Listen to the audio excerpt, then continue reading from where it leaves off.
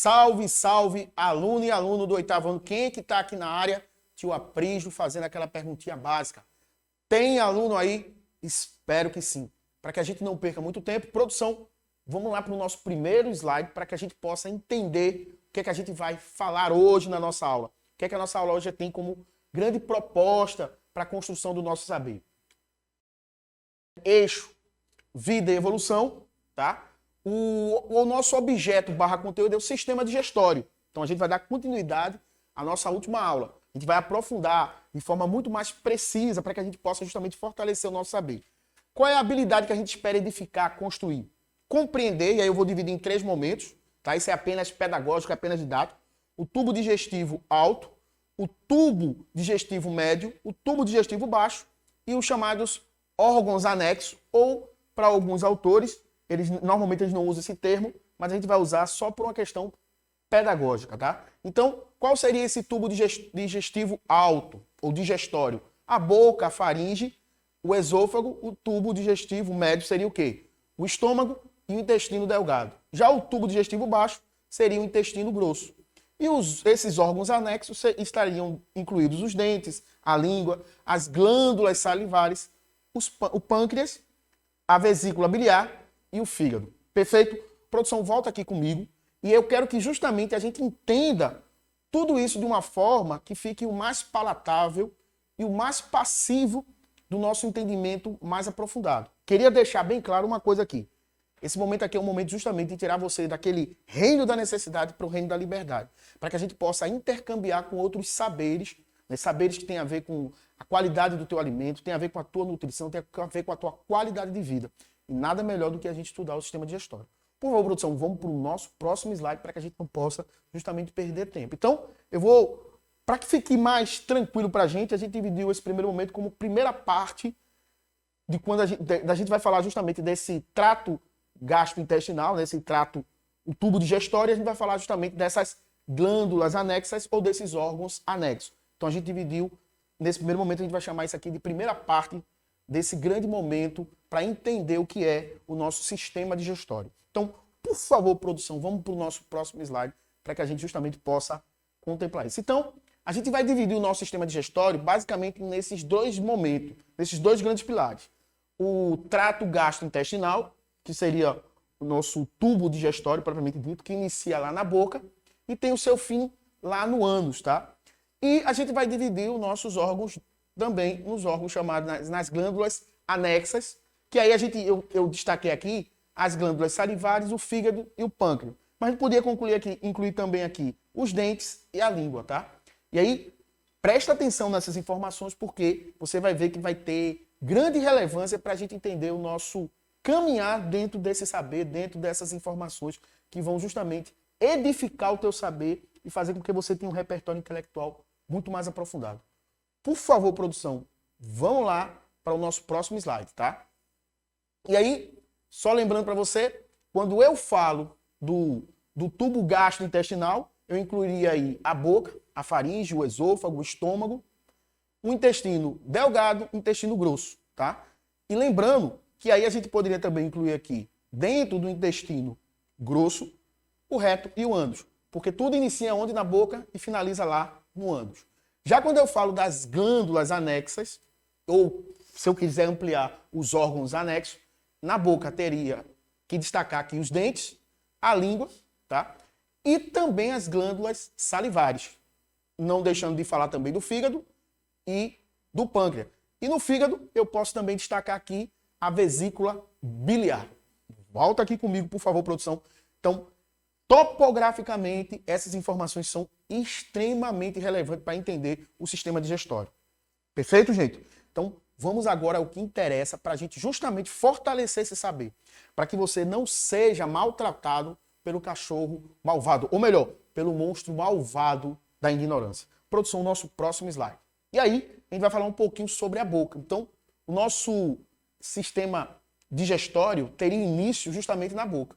E na boca a gente vai ter todas essas estruturas que vocês estão podendo vislumbrar, podendo perceber. Abre essa imagem aí, produção. Então, na boca, o que é que a gente poderia destacar? Claro, os dentes.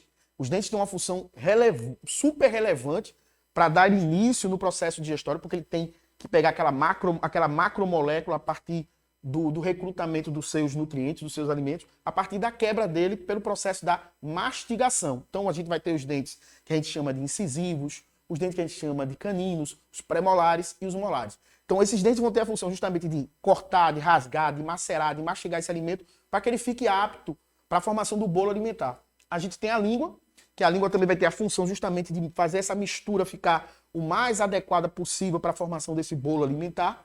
A gente vai ter também as chamadas glândulas, né, salivares. E a gente destaca aqui as glândulas sublingual, a glândula submaxilar e a glândula parótida. Tudo isso aí está nessa imagem é importante porque ela vai produzir justamente a saliva, né, a mucina, que vai justamente dar uma consistência mais aceitável, mais palatável desse bolo alimentar, sem falar que vai promover também já a liberação de uma enzima extremamente importante. Volta aqui comigo, produção. E que enzima é essa? Você pode estar perguntando para a tia Aprígio. É uma enzima chamada de amilase salivar ou petialina. Eu prefiro chamar de petialina e explico a razão. Porque quando eu digo amilase salivar, fica aquela impressão que ela só quebraria um tipo de açúcar que seria o amido, que é um polissacarídeo, um açúcar grandão, que precisa ser quebrado essa macromolécula para que ele possa ter a capacidade de estar apto para ser absorvido pelas nossas células, tá? Em todo esse processo digestório. Por isso que eu gosto de chamar ele de quê? De petialina, tá? Você vai encontrar ou com amilase salivar ou petialina. Mas por que petialina? Porque, por exemplo, na carne, por incrível que pareça, a carne que você consome também tem açúcar, na forma de glicogênio. É isso mesmo que você ouviu. Carne também tem açúcar. E a petialina, ou amilase salivar, também já promove essa quebra, tá bom? Então fica essas informações que eu acho que é extremamente relevante. Por favor, produção, vamos para o nosso próximo slide para que a gente não perca tempo. E já vou pedir para que a produção já abra essa imagem aí. A gente vai falar agora da faringe. Queria destacar para vocês, pequenos bambinos e bambinas, que a faringe é uma estrutura que tem uma relação íntima, tanto com o sistema digestório quanto com o sistema respiratório. Então, quando a gente fala de faringe, lembra que ela vai ter uma intimidade, ela vai ter uma ligação, uma comunicação, tanto com o sistema respiratório quanto com o sistema digestório. E qual é a importância dela aqui? Eu queria chamar a atenção para vocês dessa estrutura aqui. Volta aqui comigo, por favor, produção. Por gentileza. Essa estrutura aqui chamada de epiglote, que seria uma válvula que faz esse controle da entrada tanto do alimento que vai ser para onde? Para o esôfago, como também o controle de fechar justamente a estrutura chamada traqueia para que não entre esse alimento. Então, ela vai estar justamente mediando, gerenciando, administrando essas duas entradas, tanto do esôfago quanto da traqueia. Então, a epiglote, essa válvula cartilaginosa, né, ela vai ter justamente essa função. Por isso que é tão importante você entender que as crianças menorzinhas, os bebezinhos, tem que ter todo aquele cuidadozinho de fazer ela rotar. Por quê? Porque essa estrutura ainda dela é uma estrutura que é pouco desenvolvida. Então estaria, vamos dizer assim, apta a permitir que a entrada de alimento ou qualquer outro tipo de corpo estranho que não é o oxigênio para entrar justamente na traqueia. Por isso que pessoas, quando vão fazer algum tipo de cirurgia, vão fazer, por exemplo, o uso de anestesia geral, é aconselhável que essa pessoa não tenha ingerido comida pelo menos nas últimas 12 ou 24 horas. Por quê? Para que essa pessoa não tenha o risco de vomitar e até possivelmente ter um afogamento no seco. Veja que coisa interessante. Ficou alguma dúvida sobre isso? Faz uma pesquisa, aprofunda o teu saber, porque esse momento aqui é momento de abrir possibilidade, abrir janelas, windows, para que você justamente possa o quê? Enxergar mais longe. Vê que coisa mais fofa, mais importante. Conhecimento é isso, gente.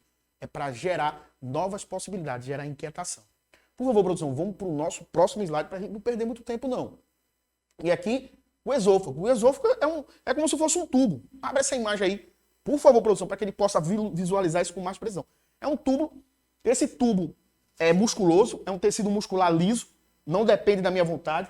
Ele vai ter em média em torno de 30 centímetros e ele vai promover ele vai empurrar esse bolo alimentar através de movimentos ondulatórios chamados de movimentos peristálticos. Guarda esse nome. Então, os movimentos peristálticos são movimentos que são feitos por essa estrutura que parece um tubo que vai empurrando esse alimento, esse bolo alimentar. Volta aqui comigo, produção. Por isso que se você comer agora mesmo um biscoito, um pão, qualquer coisa que seja, ficar de cabeça para baixo, esse alimento ele vai naturalmente sendo empurrado por esses movimentos peristálticos, que vai empurrando esse bolo alimentar. Tem que coisa mais legal. E que tecido é esse? Esse músculo. É um tecido muscular liso. Só para título de curiosidade, lembra-se que o tecido muscular ele pode ser de 3 tipos. Tecido muscular liso, que não depende da minha vontade. Tecido muscular estriado esquelético, depende da minha vontade. E o tecido o quê? Muscular estriado cardíaco, que também não depende da minha vontade. Então, fica essas dicas, faz esse intercâmbio com outros saberes, porque é importante. A gente está falando aqui de sistema digestório, mas a gente não pode deixar aqui de dialogar também, por exemplo, com a histologia, que é a ciência que estuda os tecidos. Por favor, produção, vamos para o nosso próximo slide, para que a gente não possa perder muito tempo. E aí, a gente entrou no estômago. O estômago seria uma estrutura sacular, é como se fosse, imagina, um saco. Ela pode comportar até 1,5 kg de alimento. Ele é como se fosse aqui, gente, eu vou usar aqui de uma linguagem metafórica, de uma analogia. É como se fosse um liquidificador biológico. Ele é que vai fazer com que o bolo alimentar passe a sofrer uma espécie de hierarquização na sua apresentação. Que seria o quê? Ele vai passar a ser o que a gente chama de quimo. Por quê? Porque vai ser como se fosse uma massa liquidificada com cheios de enzimas, cheio de produtos, ácido clorídrico, para quê? Para que ele possa quebrar essas macromoléculas, principalmente proteína. Tem uma protease importantíssima aqui produzida, que está na forma inativa, entre aspas, que é chamada pepsinogênese. A pepsinogênese só vai se ativar com o pH 2. E quem é que faz com que o nosso estômago tenha um pH 2? É o ácido clorídrico, o HCl. Então, pensa sempre nisso. HCl vai fazer com que o pH do nosso estômago fique ácido, com pH 2, ideal para que a pepsinogênese se transforme em pepsina. De uma forma inativa, como se estivesse dormindo, entrou o alimento, tem lá proteína, ela precisa quebrar essa proteína, essa protease. Vai ter que ter essa relevância para quebrar essa macromolécula para se transformar em quê? Estruturas menores, que são os aminoácidos, para ser absorvido pela nossa célula. Vê como isso é legal, vê como isso é importante. Vê como tudo isso tem uma relação extremamente relevante para o bom funcionamento do teu organismo. E daí, a partir disso, ela se transforma em pepsinogênese e vai quebrando essa molécula. E esse liquidificador biológico teria essa função. E lembre-se que é interessante que o nosso estômago, ele é todo enrugadinho, tá? Porque quando ele está vazio, as paredes ficam mais juntinhas. E aí quando ele está devidamente cheio de alimento, e aí você já imagina que ele vai ficar o quê? Ele vai sofrer um processo de dilatação. Dentro da perspectiva do tubo digestório, ele seria a estrutura mais dilatada, que estaria mais estendida desse tubo digestório, desse tubo gastrointestinal. Se liga nessas informações. Qualquer dúvida, gente, volta novamente. Não entendeu? Vai, visita novamente essas informações. Questiona teu professor. Por quê? Porque ele é o grande mediador de todo esse momento aqui, de toda essa mobilização de gastos e mais gastos de adenosina trifosfato, o famoso ATP. Então, por favor, produção, vamos para o nosso próximo slide. E já vou pedir para a produção já ir abrindo essa imagem aí, que é aquele momento muito fofo. Você precisa saber. Por quê, gente? Volta aqui comigo, por favor, produção. Porque a gente já está iniciando um momento você precisa saber. Queria ressaltar para você que lá no começo da nossa aula eu disse que essa seria a nossa primeira aula. Por quê, gente? Seria muito pretensioso da minha parte abarcar um conteúdo que é tão relevante, tão importante, de forma aligerada e de forma muito insípida, muito superficial, muito epidérmica. A gente tem, dentro desse saber, coisas que são muito relevantes. Então a gente tentou justamente fazer com que isso ficasse o melhor possível. Então a gente dividiu de uma forma que ficasse bem pedagógico, ficasse bem didático. Então, momento você precisa saber, aquele momento fofo, cuti-cuti, que com certeza vai trazer uma informação relevante para o teu saber, para o teu viver, para que você tenha uma melhor qualidade de vida. Abre a próxima slide aí, por favor, produção, e já abre essa imagem, porque a gente vai falar de um assunto que é extremamente importante, que é sobre uma bactéria que hoje, no mundo, por incrível que pareça, se a gente fizer, volta aqui comigo, produção, se aqui no Brasil a gente fizesse um exame para saber se a população, quanto da população brasileira tem problemas com Helicobacter pylori, não necessariamente, quando eu digo problemas, não quer dizer que a pessoa está manifestando a doença, mas que tenha contato com essa bactéria, mais de 50% da população tem, com certeza, a presença da bactéria Helicobacter pylori, H. pylori. Quer aprofundar um pouquinho mais sobre ela? Com certeza você vai encontrar muitas informações nessa rede que é intercambiada pela internet, também pelo famoso oráculo do século XXI, Google. Então, a Helicobacter pylori é uma bactéria, gente, que ela tem preferência por uma região topográfica do estômago chamada de a chamada área pilórica ou piloro. E nessa área é uma área que tem um alto nível de acidez. É uma bactéria que a gente chama de extremófila. Por quê? É uma bactéria extremofita. Ela vive em regiões que normalmente você não esperaria que um organismo vivo vivesse. Que é uma área que tem o quê? Um pH extremamente baixo, em torno de 2, pH ácido. Mas para ela é aquele o local ideal. Então, geralmente, as pessoas que têm esse probleminha têm que ir para onde? Para um gastro, para justamente fazer os exames, fazer aquela coisa básica, uma endoscopia, sabe? Por quê? Porque quem tem Helicobacter pylori pode apresentar problemas gastrointestinais, uma gastrite, até uma úlcera gástrica, que pode se agravar para outras complicações.